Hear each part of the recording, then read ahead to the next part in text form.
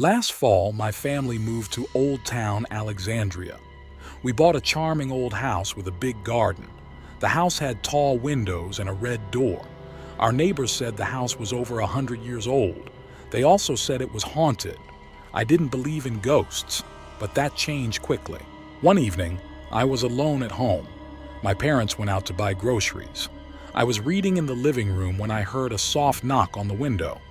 I looked up, but no one was there. The street outside was empty and quiet.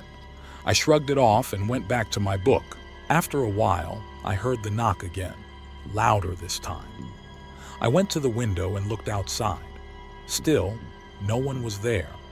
Suddenly, I felt a cold breeze even though the window was closed. I started to feel uneasy and decided to go to the kitchen to get a snack. In the kitchen, I heard footsteps above me. I remembered I was alone in the house. The footsteps were slow and heavy.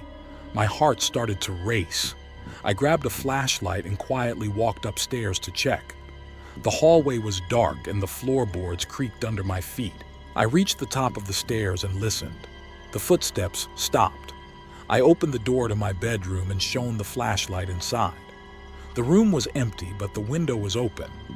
I knew I had closed it earlier. I quickly shut the window and turned to leave when I heard whispering behind me.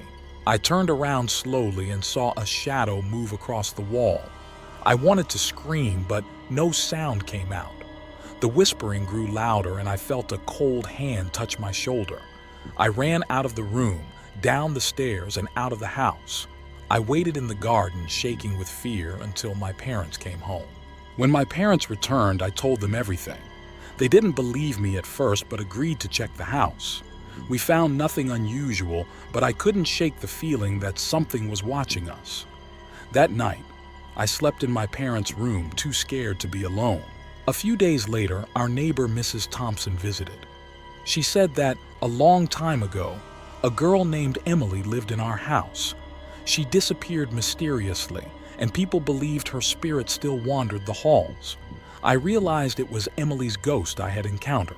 Since then, I've felt Emily's presence many times. I've heard her whispers and felt her touch. I've come to accept that we share our home with her. She doesn't seem to want to harm us, but I'll never forget the night I first met the ghost of Old Town Alexandria.